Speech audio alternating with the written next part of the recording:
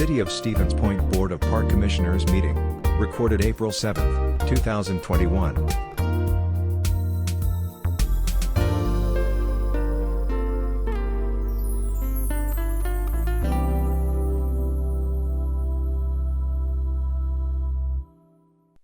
All right, it's 6:30, so the April 7th meeting of the Board of Park Commissioners will come to order, please. Dan, would you do the roll call? Freckman? Bob's here. Glasky? Here. I guess the sound isn't very good. Yeah, I'm here. Yep, I heard you. Paul?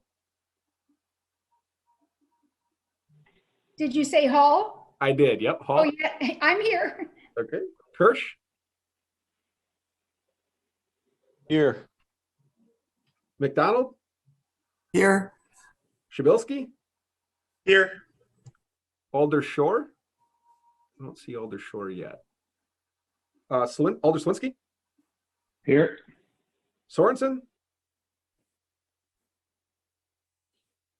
Here. And Alder Zarazua? Here. We have a quorum. All right, great. Item number 2, approval of March 3rd, 2021 meeting minutes. Zarazua, I'll move to approve. I second. All right, it's moved and seconded. Any discussion? Okay, all those in favor, please signify by saying aye. Aye. Aye. Aye. Any opposed? All right, thank you. Item number 3, approval of SPASH School Band Concert Special Event in Piffner Pioneer Park on May 26th. John Voland, Mr. Voland, are you here to address that issue? Yeah, good evening, everybody. Thank you for having us on your agenda tonight. It's great to see some of your faces again. My name is John Vollendorf. I'm the principal at SPASH. And we applied and are asking for your consideration for something that prior to last year we had done annually, but during the day. And that is an outdoor concert for our bands down near the river at Piffner. This year, with your approval, we'd love to be able to do that in the evening so that more parents and family members can attend. We are in the process right now of, I don't know if you're aware, but we've got our students back in school 4 days a week. We started that just this week. And so restarting some of our musical activities and concerts is a priority as well. So that's what we're asking your consideration for tonight. Great. Does anyone have questions? Oh, Dan. Yep, I'll just add here, staff review of the event. Very straightforward, free event, and ultimately just look, the request is for the band shell and then the power and audio that goes along with it. So based on like events and it being free to the public and obviously being done in a safe way with COVID and people inviting friends and family, staff recommends approval without a fee in this scenario, being that it's not a money or a admission type event. Sure. Okay. Does anybody have any questions? This is Alder Slowinski. I would just move approval of the request. Thank you. Sorry, Mike is second. I'd second. okay. We have a motion and a second. All those in favor of approval, please signify by saying aye. Aye.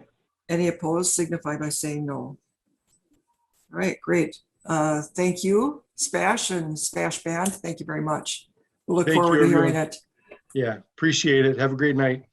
Thank you. Bye. Item number 4, to award project number 21-06 to Fisher Brothers LLC in the not to exceed amount of $40,500 for the Donald Copps Municipal Pool Water Slide Rehabilitation. Dan, or is Kate going to cover that? I think I can take it. This is a capital budget item that is under budget. We received one bid. It is a little bit specialized work. This isn't something necessarily that gets done by many different companies, but we did publicly bid it to follow along with state statute requirement. We've got the award recommendation to include the 15% contingency. And right now, indications if it's approved this evening, as well as at the Common Council, then we anticipate having this done in time for the pool season in June. So we do recommend award. Fisher Brothers is familiar with the work. They do this work. They do it across the state. Kate and her team has been working with them when they were looking at it back when they were evaluating the slide, and had feedback from one of our consultants who helped do the design and the bid packet. So we do recommend award using the $40,500 as the not to exceed amount. Great, thank you, Dan. Does anyone have any questions or comments for Dan or for Kate?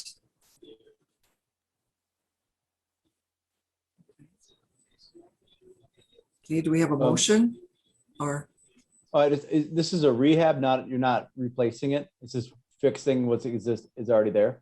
Correct. So the slide is one of the originals. So they'll basically grind down the exterior, cleaning up both the plastic as well as the metal components, and then they'll recoat it so that it has the proper protection, number one, from, with the water conditions, the sun UV rays, as well as the appropriate coefficient and stuff for sliding down that slide as well. Oh, thanks. And Kate, if I'm missing any part of that, feel free to add in there too. You had it right. And according to Fisher Brothers, this recoating, it'll be like a brand new slide, and they're looking at an additional lifespan of 20 to 25 years. Oh, Nice. all right, great. This is Alder. Oh, sorry. Go ahead, Alder. This is Alder Slowinski. It's very rare that we see something come in under budget, especially a specialized project.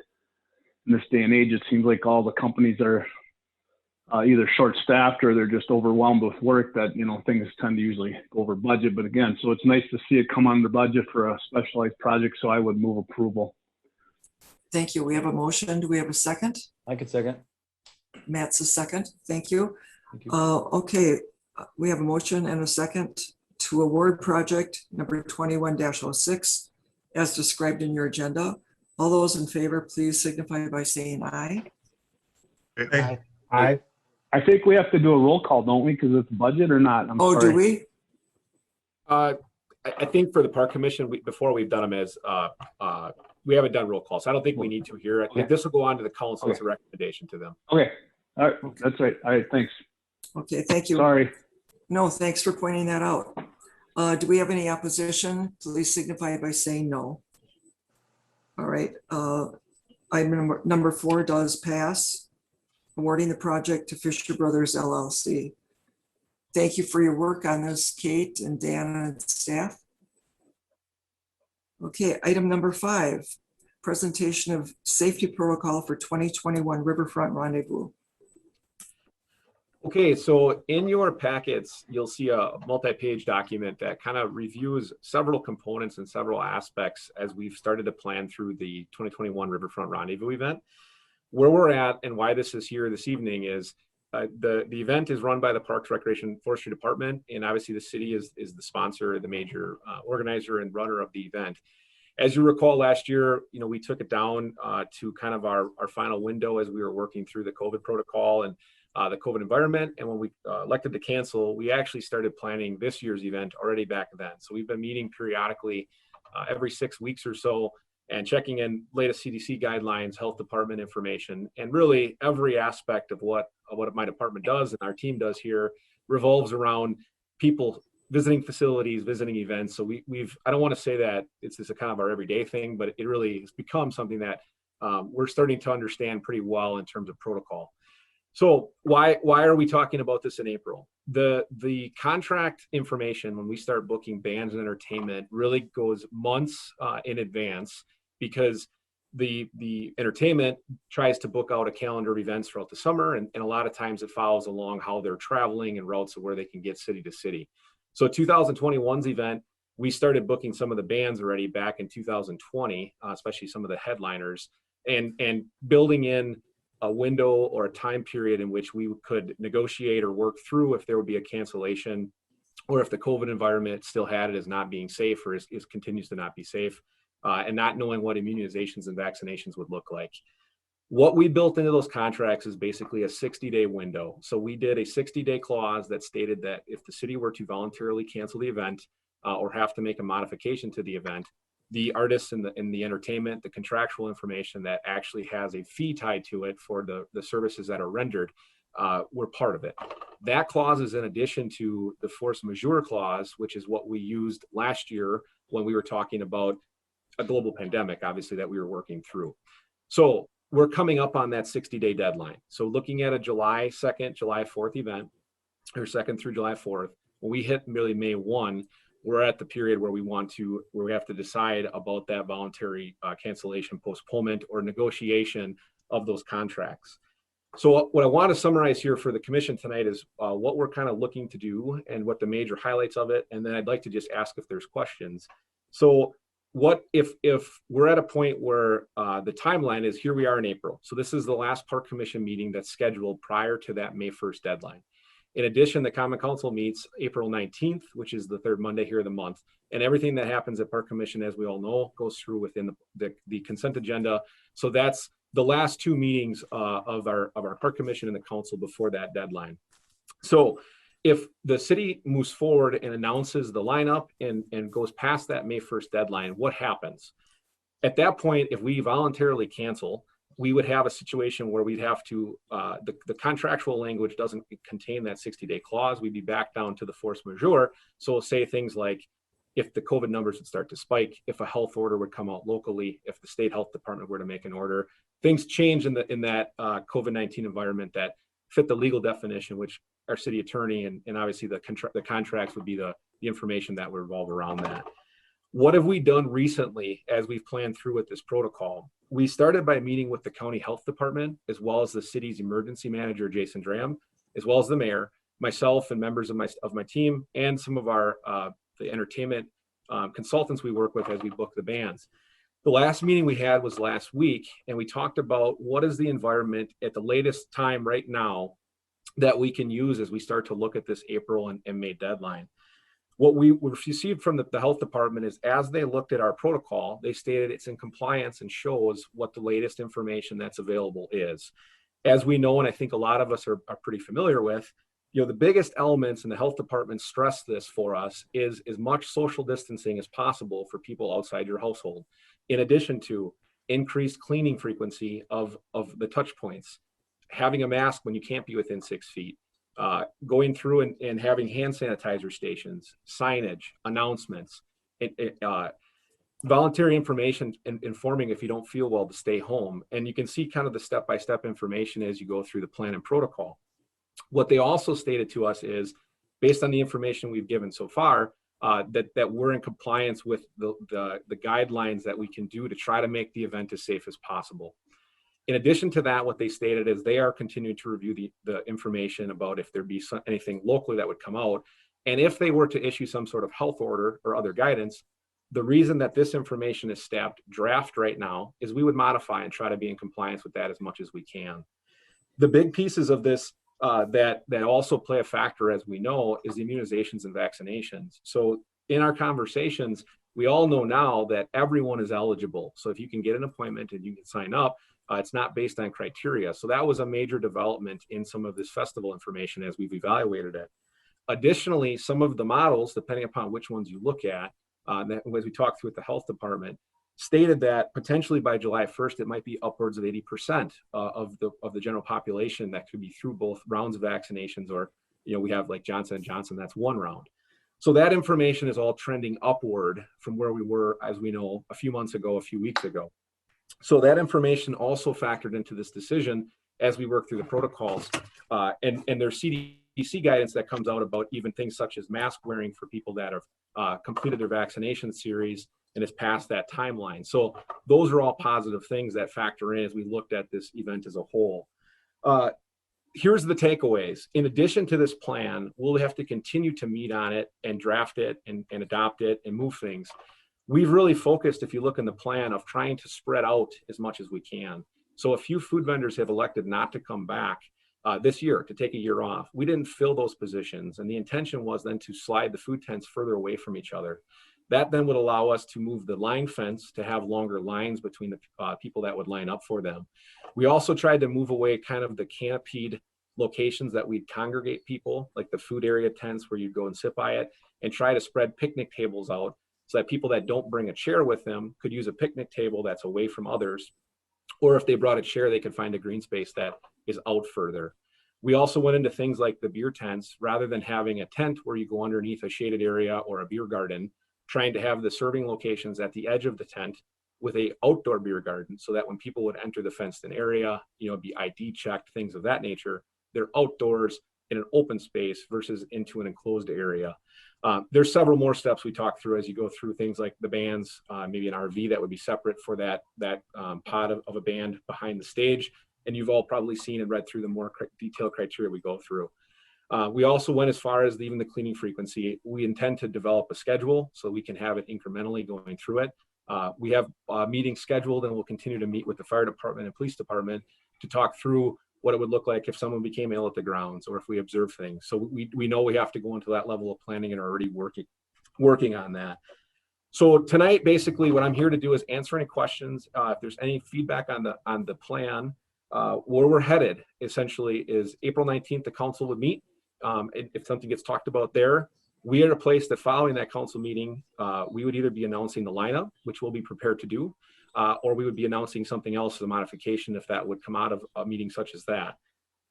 Once we move past May 1st, let's say there's two avenues. If the first avenue is we announce the lineup, then we'll continue to develop and monitor. And if something would trigger force majeure, we would go down that road, or we put this event out and on as safe as we can, with as many modifications as we can to make it safe for the community and those that come. If something would change on the 19th, obviously we would announce that then before that May 1st deadline.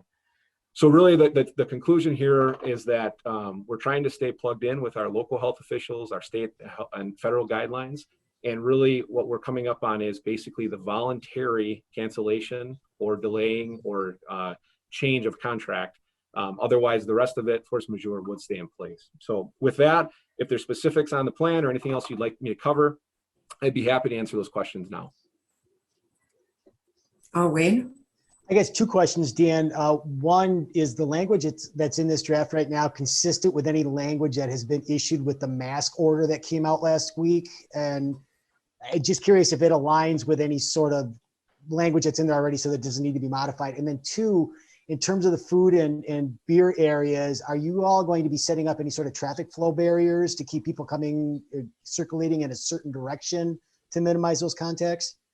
Yeah, so great question. So the most recent changes in the mask mandates have to be incorporated. So what we've got in this protocol right now is that we would have signage and we would ask for voluntary compliance to wear masks whenever you're not eating or drinking. That would be what the plan is right now. But we would be in compliance with the local order if something would change in Portage County or statewide. And the traffic flow is one of the largest items we're trying to work through. So the standard model, if you recall, was a white fence that showed an area you couldn't sit to watch the main stage, and you lined up between that fence. We're talking through what, like you're talking about, we have a sneeze guard at the front of the tent. And if we can build the 6 feet between each food location, it would hopefully allow us enough room, and we're trying to build in where you could approach from, say, the left as you're facing a food tent, the left side, pay and get your product, and then exit to the right side of the 10 by 10 tent, heading back towards the seating area. So I'll call it kind of a horseshoe assembly. Now, one thing that we can't foresee, and until we're in the grounds to market, some people go to multiple food tents. So maybe you buy a hamburger and then you buy cheese curds from the neighboring tent. We have to work through if you have a vertical barrier or horizontal between them to make sure that we don't create a bottleneck. But that'll probably be worked out as some other events that actually are even before Riverfront are going to be down in that location. I do intend, and our staff has talked through being present. We're working with several of those event organizers to see what works, what doesn't work, and to try to facilitate that. We also do have inspections that are required from the health department for food safety. And as you can imagine, they're also plugged into what the restaurants associations and things of that nature are doing. And we'll use that criteria and that information the best of our ability to incorporate in an outdoor setting, whatever is achievable. Okay. Great, thank you. Sue, I'm sorry, Sue?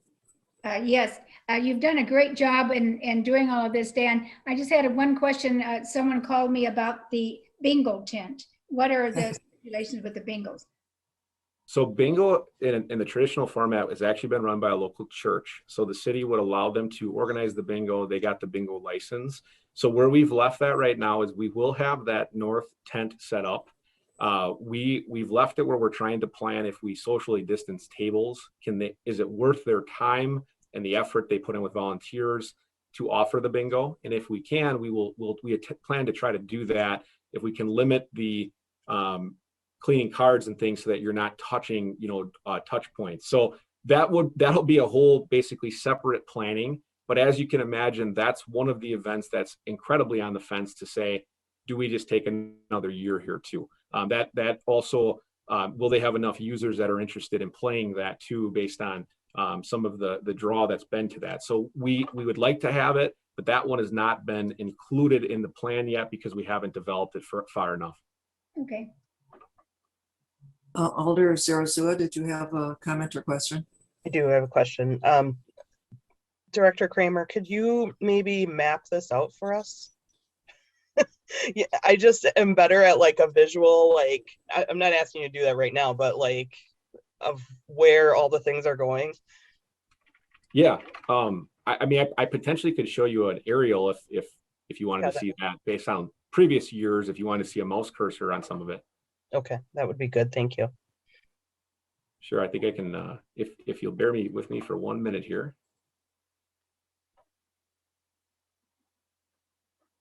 Okay, I'm going to go ahead and share my screen. Can everyone see this aerial image? Yes. There we go. So as you can see, in a standard year, we had tents together the whole way. And then this was that barrier fence I talked about where we didn't let people sit in the lined area.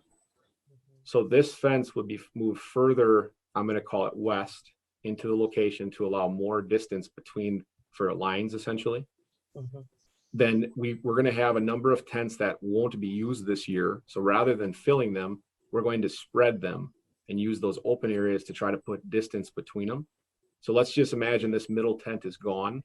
You could approach from the left, buy that sneeze guard, purchase your product, and then exit.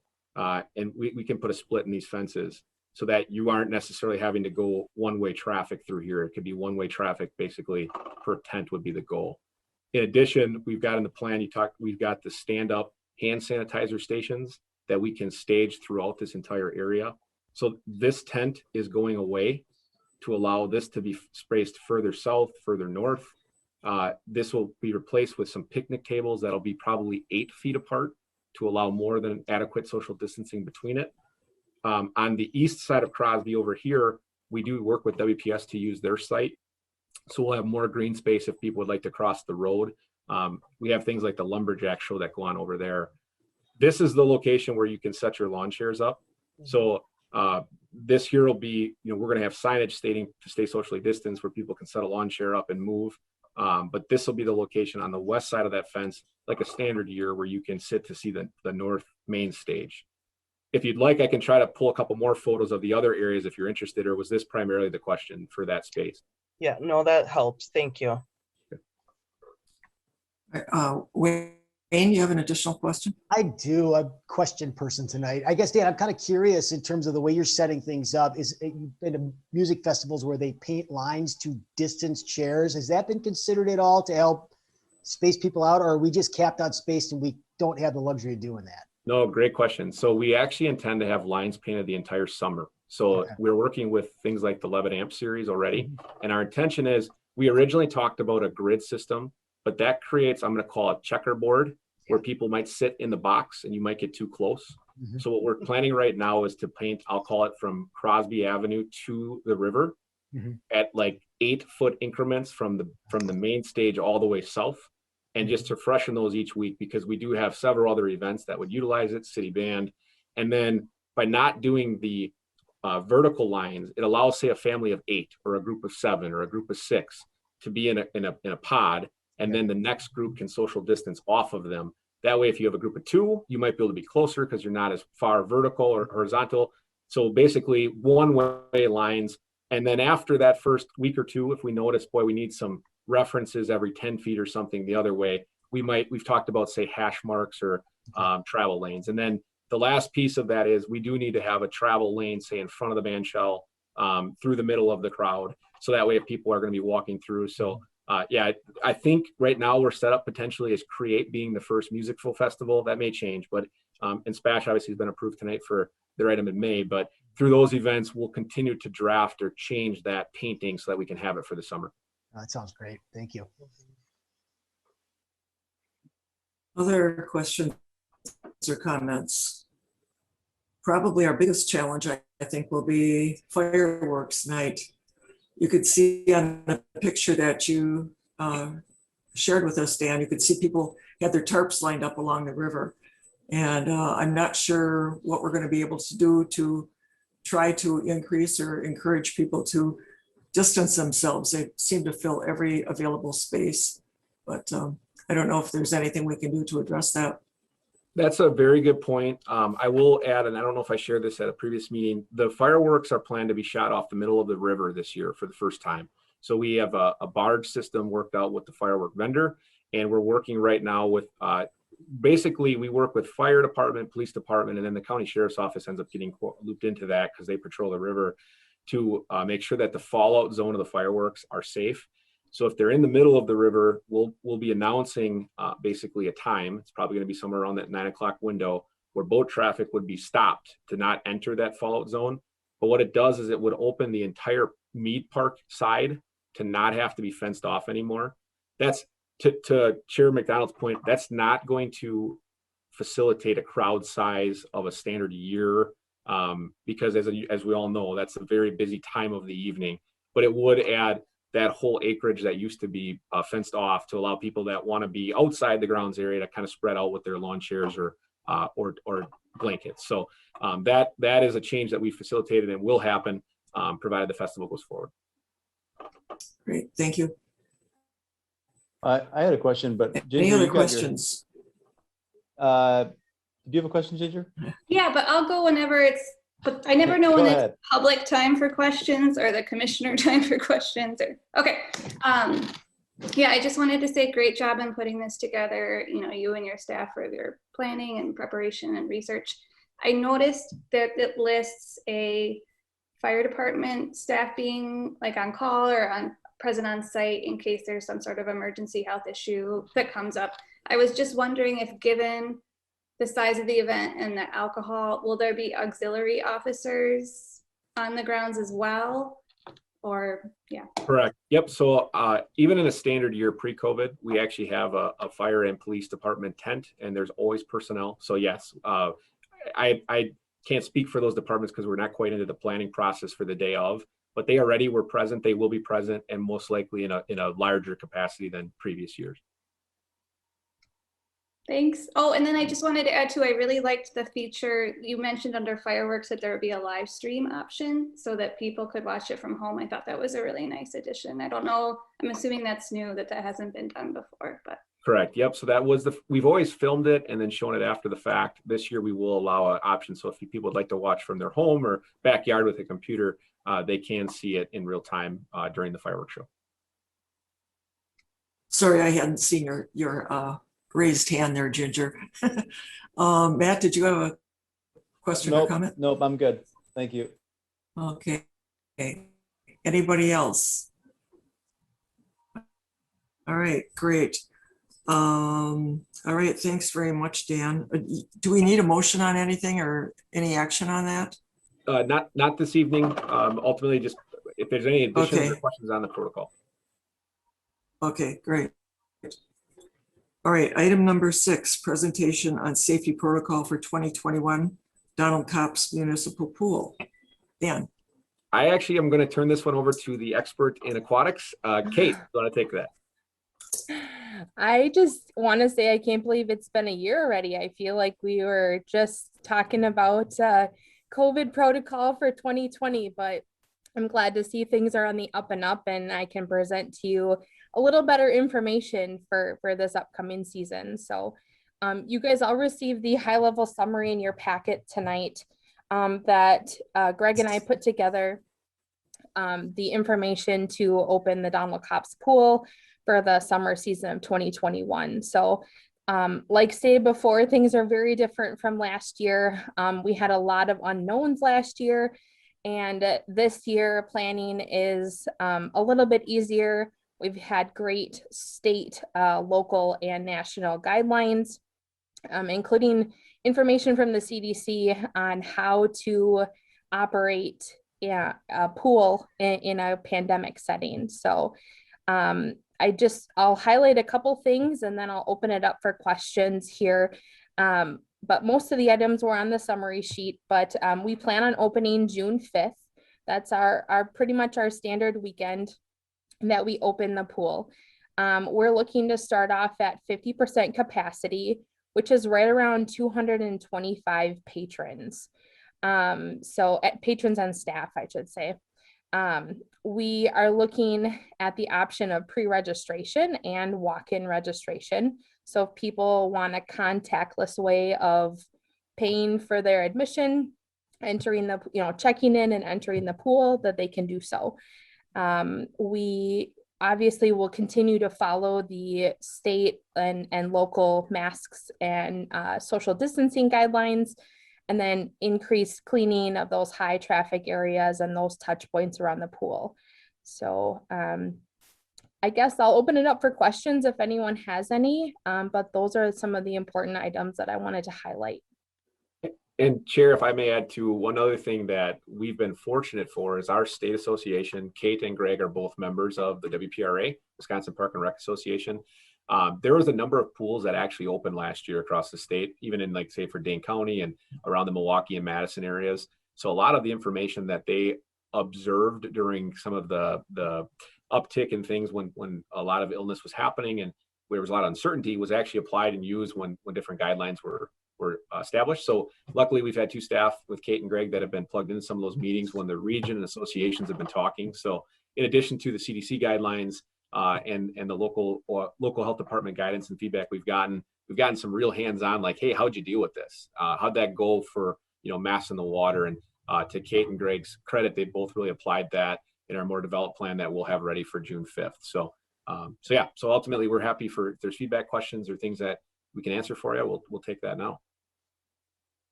Great, Wayne. I guess, Kate, I'm kind of curious. I read the hiring more staff than normal. What does that mean?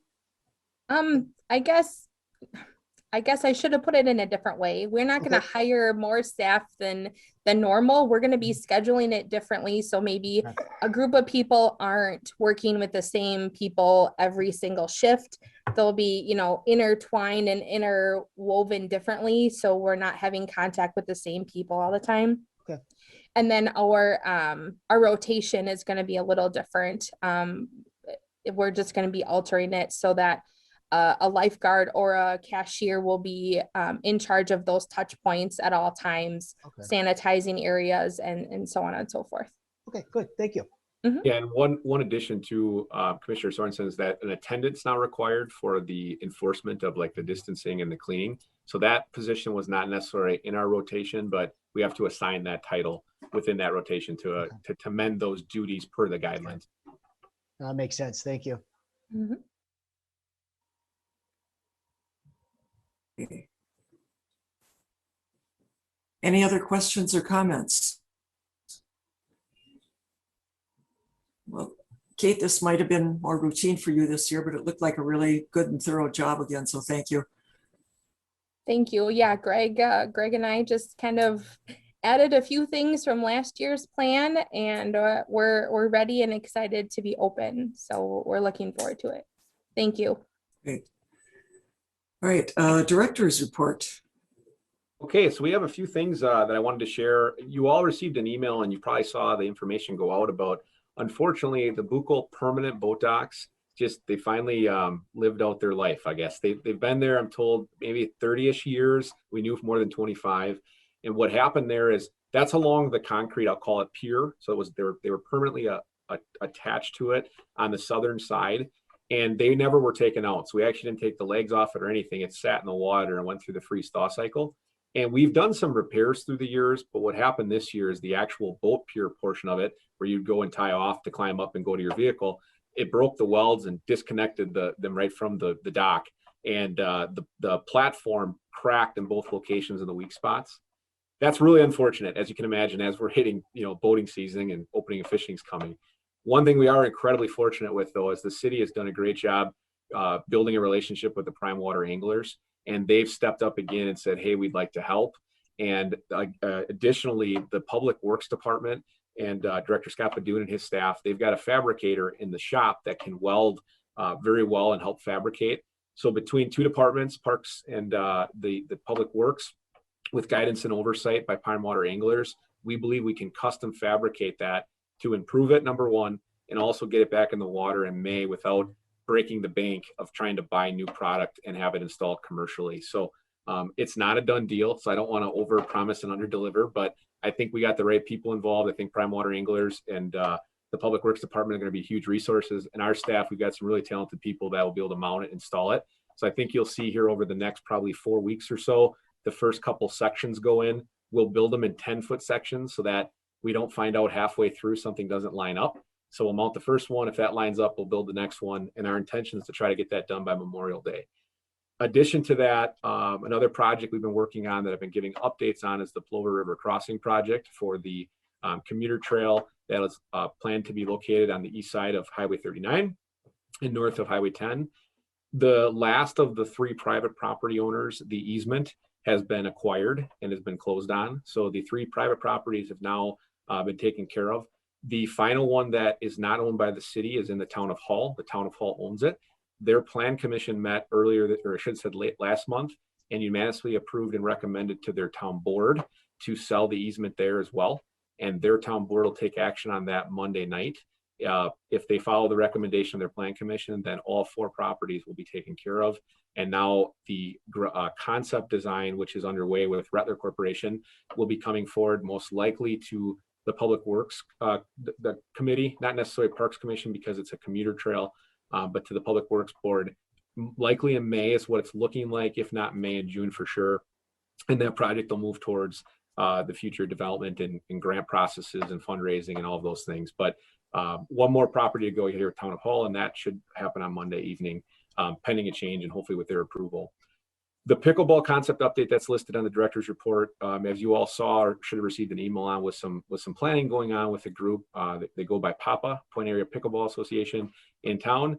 They're looking to try to find a location where they could build a complex. And they're still working on that process based on some of the feedback that we received in Buchholz. That is not being planned to be brought to Park Commission at this time. They're looking to see if there's a more appropriate location to see if it can fit somewhere. They're looking both public and private property as well as surrounding areas. So more updates on that hopefully in the future, and hopefully our community can have pickleball soon. But that where it was currently in the planning process, they've started to look elsewhere based on some of the feedback we got.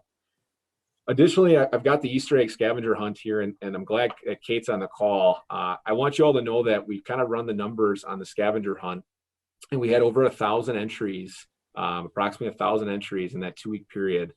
And I'll tell you, based on the notes and the things that I've reviewed, I think that's the best recreation program to come out of this department, probably in the last 10 years. And that really goes to Kate Gullickson's great idea after reading some feedback and information. And then she did a fantastic job coordinating with several members in the department, from management level staff down to some of our labor force and the guys that helped. Everybody got behind the idea. And I actually watched this one from a side. So we got some great information, great family photos, some fantastic feedback. And I can't say, great enough things about Kate's leadership in it and everybody's involvement. So if you haven't seen some photos, I'd encourage you to touch base with us. We'll send you some. People are asking, is it coming back next year? Can we make it bigger? And instead of a couple minute, run for eggs, we got photos of families that spent an hour in the park. They're out. I mean, it was really a mixture of a perfect storm of people in our park system, which is what we want, spending time with their families and friends. And again, Kate can't say good enough things, and several members of the department made that thing happen. So lastly, and I didn't have it listed, you're all going to receive an invite to the Graholski Park dedication. We intend to install the sign later this month. We're targeting April 22nd right now at 11 o'clock. So all the park commissioners, you'll see it go out. We hope to install the sign, have the family present, and kind of cut the ribbon officially since we weren't able to last year, as we start planning that, into the capital budget season going forward. So COVID's been very challenging, but a lot of good things have come out. I think, if anything, I can tell you, the park system has always been heavily used in Stevens Point, but our community has really rallied around COVID-19 to use it even more. And I think we've really tried to capitalize on that. And I think I look forward to, the whole staff does here, working with all the park commissioners, to keep building on that momentum, because our community, I think, is really rallied behind it. It's been fun to be involved with it. And I think the more we can keep, carrying that forward, we've really enjoyed the community coming to our parks, and we want to keep them in it. So appreciate everyone's support. And again, we look forward to keeping the steam and everything going forward here as we go. So with that, that's all I have for tonight.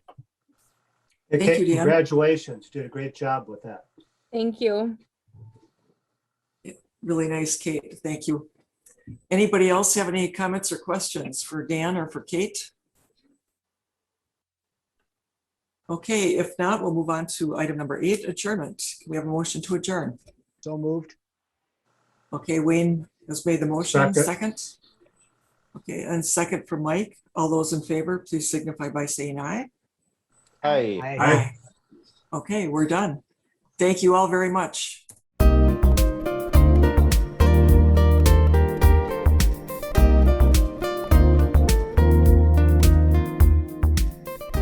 A video of this meeting is available for viewing on the city's website, stevenspoint.com/videos.